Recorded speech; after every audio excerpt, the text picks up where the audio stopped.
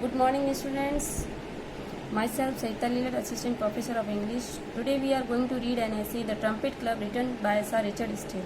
Sir Richard Steele was born in 1672 at Galvin. His education was formed at Charterhouse and Merton College, Oxford. In 1709, he started a weekly called Tatler, and again in 1711, he started another periodical named by The Spectator with the collaboration of his friend Joseph Addison. Sir Richard Steele's essays are particularly noted for easy familiar style, delightful frankness, and bold humanity, and refreshing autobiographical flavor, irony, and humor. In this essay, The Trumpet Club he is presenting us a light satirical character sketch of the members of a club. This essay is a clear indication that how periodical club culture was familiar in the beginning of 18th century. So let's start our essay, The Trumpet Club, written by Sir Richard Steele. देखिए first line में ये कह रहे हैं, after having applied my mind with more than ordinary attention to my study. यहाँ ये कह रहे हैं कि जब कभी भी मेरे दिमाग पर या मेरे पास एक्स्ट्रा काम होता है या यूजुअली से ज़्यादा मेरे को अपने दिमाग को खपाना पड़ता है, it's my usual custom to relax and unbend in the conversation of such a rather easy than shining companion. तो उस टाइम में जब मेरे दिमाग को सोने या मैं जब सोने जाता हूँ तो उससे पहले मुझे कुछ ऐसे लोगों की ज़रूरत है जो कि एक शाइनिंग कंपेनियन ना हो, कि नॉर्मल लोग हो जिनसे साथ मैं खुद को एकदम फ्री फील कर सकूं। This I found particularly necessary for me before I retire to rest. और ये मेरे लिए हर शाम, जिस दिन भी मेरे पास एक्स्ट्रा वर्क होता है या जिस दिन भी मैं खुद को बहुत थका हुआ महसूस करता हूँ, उस दिन मेरे लिए बहुत ज़रूरी हो जाता है कि सोने से पहले मैं अपने कुछ ऐसे फ्रेंड्स के साथ बातचीत करूँ, उनके साथ कुछ टाइम शेयर करूँ जिससे मैं खुद के दिमाग को कुछ हल्का महसूस करूँ। In order to draw my slumbers upon my degrees and fall asleep insensibility, यानी कि मैं गहरी नींद में सो जाऊँ इससे पहले कि मैं अपनी चादर तान लूँ, इससे पहले ये बहुत ज़रूरी है कि मैं अपने दिमाग को अपने जो डेली फ्रेंड्स हैं उनके साथ लाइट करूँ। This is the particular use I make of a set of heavy honest man.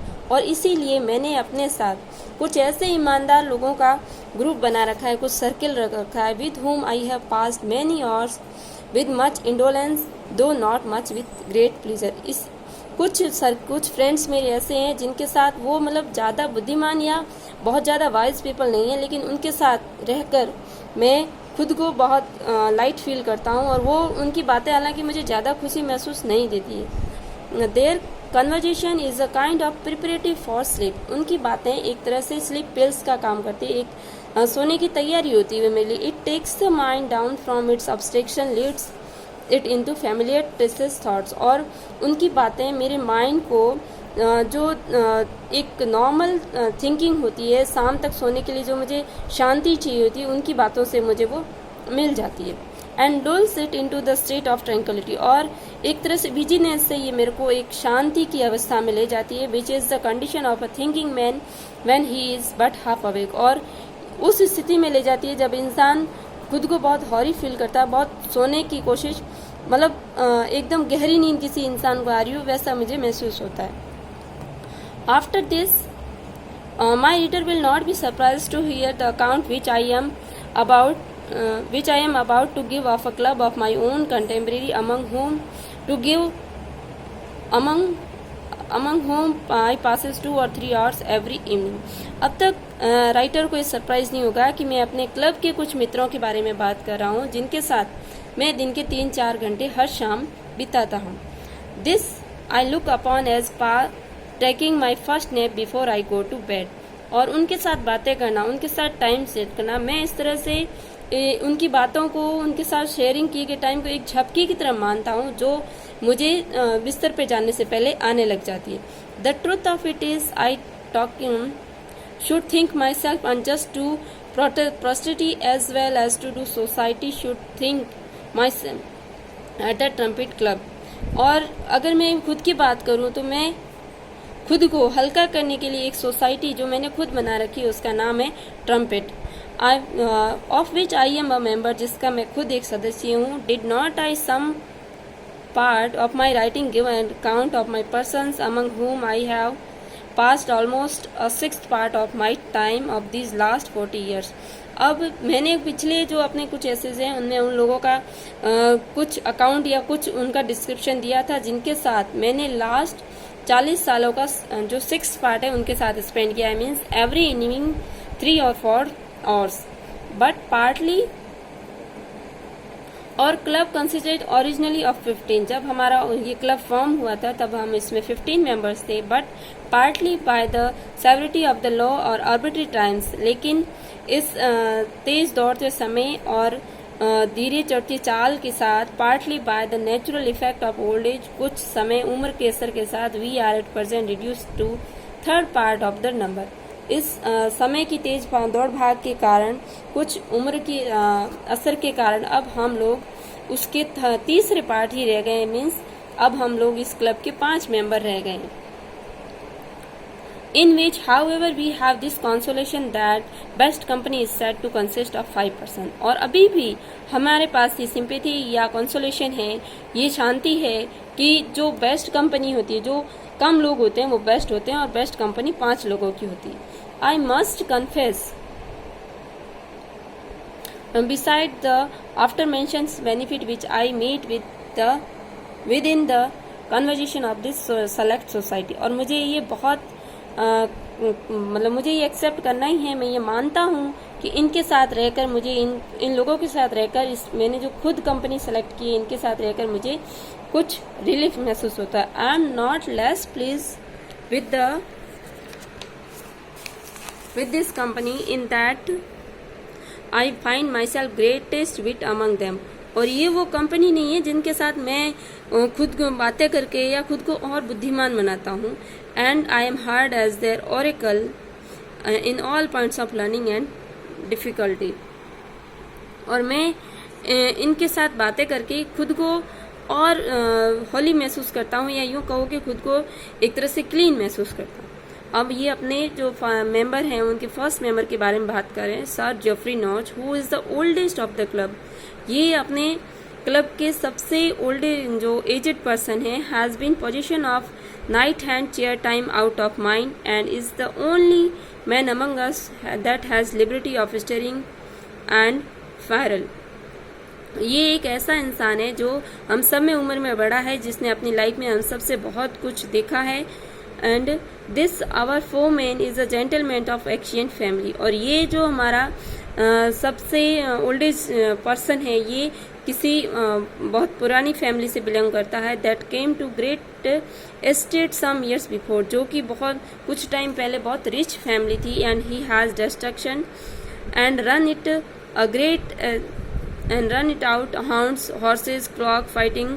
और इस सर जेफरी नॉच की जो लाइफ है वो हाउंड्स या हॉर्सेज या कॉक फाइटिंग इन सब में, मतलब ये बहुत इनका जो बचपन है, इनकी जो लाइफ है बहुत रॉयल लाइफ तरीके से बीती है. For which reason look upon himself as an honest. और उस हिसाब से अगर ये सब देखते हैं तो इससे लगता है सर जेफरी नॉच बहुत ऑनेस्ट इंसान है, वर्दी बहुत ही अच्छे जेंटलमैन है. Who has had miss Fortune in this world. लेकिन अब उनके जो लक है वो उनका बदल चुका है, फॉर्चून मिस फॉर्चून में कन्वर्ट हो चुका है. And calls every thriving man a pitiful upstarts. और वह हर सक्सेसफुल इंसान को एक तरह से दया वाला इंसान मानते हैं, क्योंकि सक्सेस या लक हर समय हर साथ नहीं रहते हैं. अब ये सेकंड कैरेक्टर की बात कर रहा है. Major Matchlock is the next senior. अब जो नेक्स्ट सीनियरिटी पे आते हैं वो है Major Matchlock, who served in the last civil war. जिन्होंने लास्ट सिविल वॉर में भाग लिया था, वो उनसे लड़े थे. And has all battles by heart. और अपने प्रत्येक युद्ध को उन्होंने अपने मतलब पूर्ण ईमानदारी से लड़ा था. He does not think any action in Europe worth taking of since fight of Marsons. और जब वो यूरोप की बात करते हैं तो उन्हें लगता है कि फाइट ऑफ मार्सन मूर के अलावा कोई भी लड़ाई कुछ खास नहीं थी. And every night tells of his having been knocked off his horse at the rising of the London apprentices. और हर शाम वो अपने उस हॉर्स की कहानी सुनाते हैं जो कि लंदन अपेरेटाइंस में हुई थी. For which is in great esteem among us. और उन सब की और इस कहानी की वजह से वो हम सब में बहुत इज्जत पाते हैं, बहुत खुद को रेस्पेक्टेड फील करते हैं. Honest old Dick Reptile is the third our of our society. Third person है डिक रेप्टाइल, जो कि थर्ड सीनियरिटी पे आते हैं। He is a good natures indolent man, और वो बहुत इनोसेंट पर्सन की तरह बिहेव करते हैं। who speaks little himself but laughs at our jokes and brings his young nephew along with him। हालांकि वो बोलते बहुत कम है, लेकिन हमारी हर बात को वो सुनते हैं, हमारे साथ वो हंसते हैं और अपने साथ अपने एक यंग नेफ्यू को ले आते हैं। A youth of 18 years old, एक यूथ जो कि 18 साल का एक लड़का है। To show him good company and give him a test of the world, वो यहाँ इसलिए लाते हैं कि ताकि उनका जो नेफ्यू है इस गुड कंपनी, जो कि मैच्योर कंपनी है, उसके साथ वो खुद को और अच्छे से वाइज कर सके और इस दुनिया की जो अनुभव है इन लोगों के, इन पांचों के, उनसे वो अपनी लाइफ को और बेटर कर सके। This young fellow sits generally silent, और ये जो यंग फेलो है वो जनरली साइलेंट बैठा रहता है। But whenever he opens his mouth और laughs at anything that passes he is constantly told by his uncle. लेकिन जब कभी भी वो अपना मुंह खोलता है या किसी भी बात पे वो हंसता है तो उसे उसके अंकल द्वारा टोक दिया जाता है या उससे बताया जाता है आफ्टर जैकुलर मैनर, एक फनी वे में कहा जाता है, a jack you young man think us fool. जब भी वो किसी बात पे ये नेफ्यू हंसता है तो उसे ये महसूस करवाया जाता है कि तुम हमारी बातों पे हंस रहे हो, हम तुम्हें मूर्ख लग रहे हैं। But we old man know you are, लेकिन तुम जानते हो कि हम लोग ओल्ड मैन हैं, बहुत एक्सपीरियंस्ड है और बहुत कुछ अनुभव कर रखा है। The greatest wit of our company, अब जो नेक्स्ट है वो है हम सब की कंपनी का सबसे बुद्धिमान प्राणी। The next to myself, जो कि जस्ट मेरे से आगे है, a bencher of the neighbouring inn, वो है एक बेंचर है who in his youth frequented ordinary about Charing Cross and pretends have been intimate with Jack Ogle। और ये जो थर्ड पर्सन है वो मेरी बेंच के जस्ट नेक्स्ट साइड में बैठा है और ये इसने अपनी अपने यूथ में काफ़ी सारे चेरिंग क्रॉस और have been intimate Jack Ogle, जो कि जैक ओगल्स की कहानियां हैं वो बहुत सुनते थे।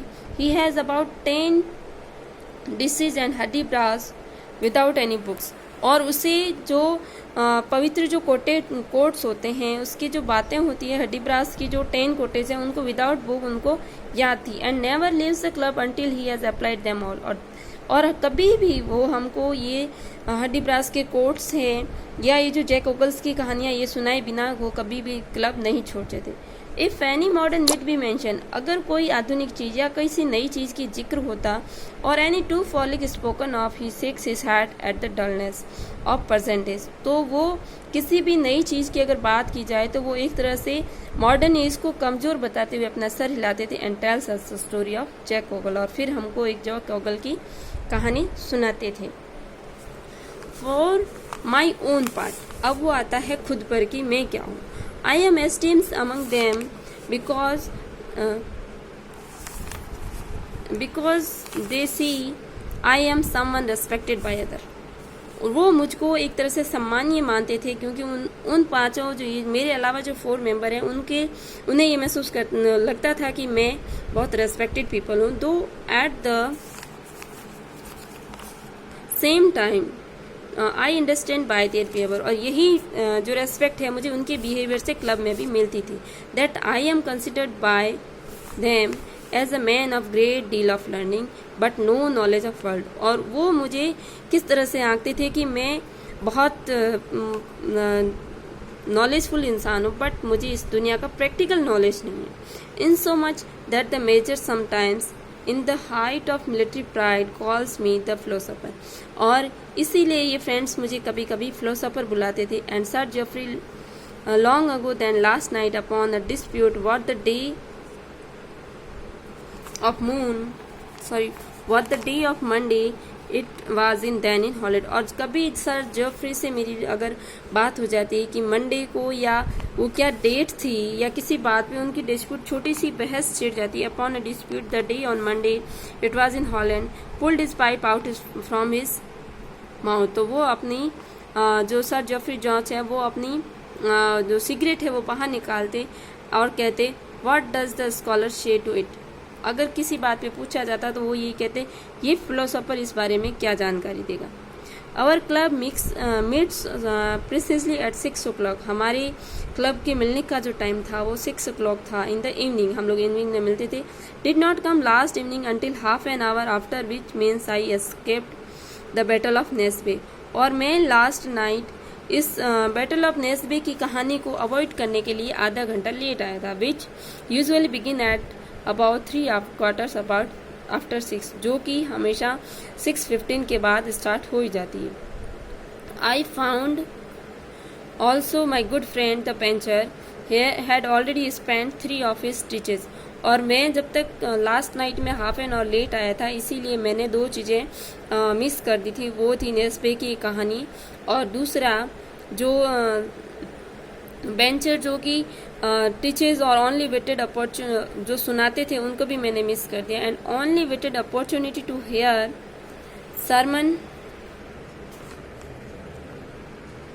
sermon spoken of that he might introduce couplet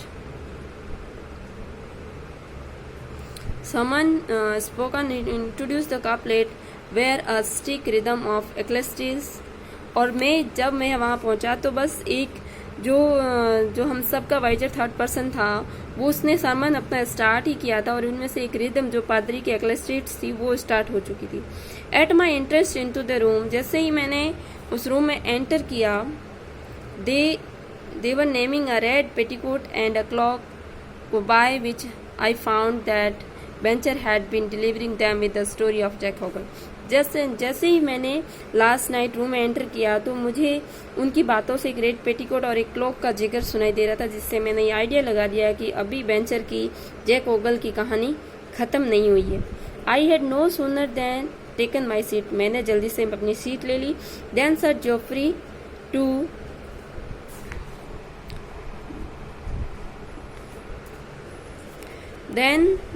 sir Jeoffrey to shot good will towards me, और तभी सर जोफ्री ने मुझसे गुड विशेष दी। Give me a pipe of his own tobacco, और अपनी शिकार भी दी। Street after fire I look upon it as a point of morality, उनकी इस बात को मैंने गुड मॉरलिटी के हिसाब से लिया।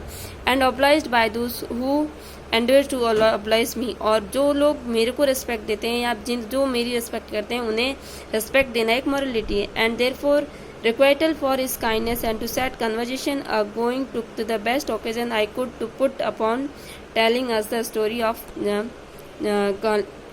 Gunlet। और उनकी इस मॉरलिटी के हिसाब से मैंने उनसे एक रिक्वेस्ट की कि वो अब मुझे या पूरे क्लब को गनलेट की स्टोरी सुनाए, which he always does with every practice corners और प्रैक्टिस कंसर्न, और वो हमेशा जो कि वो स्टोरी हमेशा सुनाते हैं। He traced up his descent on both sides for several ages relations, और उन्होंने जो मॉडर्न एज जो एंशियंट एज दोनों के बीच का जो डिफरेंस था उनको क्लियरली शो किया। Describing his diet and manner of life, और उसके साथ ही खुद की जो मैनर्स थे, खुद की जो लाइफ थी उसको भी इन्होंने शो किया। With his several battles and particularly in which he fail, और हर उस बात का उस बैटल के बारे में बताया, जिसमें उस युद्ध के बारे में भी बताया जिसमें वो हार गया था।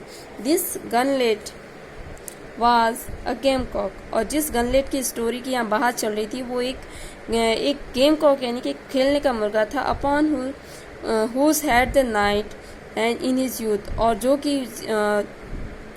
कि नाइट के यूथ में था। Had won 500 pounds and lost 2000। जिस गनलेट की स्टोरी की बात कर रहे हैं वो गनलेट एक खेल का मुर्गा था जिस पर नाइट ने अपने यूथ में 500 पाउंड्स लगाकर जीते थे और 2000 पाउंड्स वो हार गए थे। This naturally a Major upon the account of Edge Hill fight, और इस तरह ये जो कॉक फाइटिंग थी वो एक तरह से एज हिल फाइटिंग की तरह थी। And ended in duel of Jack Ogle, और ये कहानी जॉक एगल्स के साथ खत्म हो गई। Old Reptile was extremely attentive to all that was said, ये जो ओल्ड रेप्टाइल्स थे वो सब कुछ बहुत ध्यान से सुन रहे थे। एंड दो इट वॉज द सेम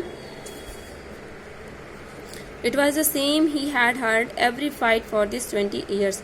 हालांकि वो ये सारी कहानियाँ 20 सालों से सुनते आ रहे, लेकिन फिर भी वो हर कहानी को बहुत ध्यान से सुनते थे। Upon all occasions winked upon his nephew to mind that passage. और हर एक बात, जब भी कोई ध्यान वाली बात आती तो वो अपने नेफ्यू को साथ में पिंच करते थे कि ध्यान से सुनो। This might suffice to give the world a taste of our innocent conversation।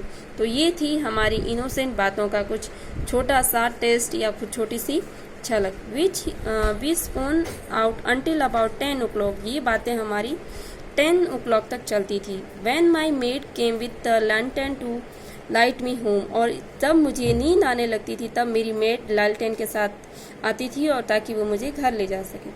I could not but reflect with myself. और मैं उसको कभी भी रिफ्यूज़ नहीं करता था। As I was going out, जैसे ही मैं बाहर निकलता, upon the talkative humour of old man, उन सब ओल्ड मैन्स को गुड नाइट विश करके, and little figure which that part of makes in one who can not employ his natural prosperity and discourse which would make him vulnerable.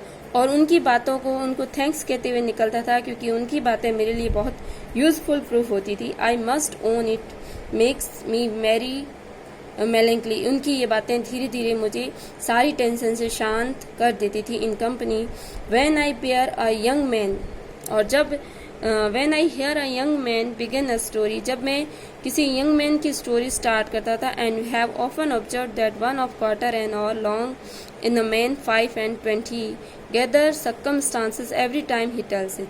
और जब भी किसी young men's की story सुनते तो हमें एक ही बात लगती कि किस तरह सर्कमस्टांसेस के साथ 25 साल से ये स्टोरी ख़त्म हो जाती है। Until it grows into a long Canterbury tales. और धीरे धीरे ये कहानी एक लॉन्ग कैंटरबरी टेल्स की तरफ बढ़ती जाती है। Of 2 years by time he is 3 scores। और जिस तरह से वो यंग मैन अपनी कहानी सुनाते हैं, उनकी स्टोरी 2 या 3 घंटों तक चल जाती है।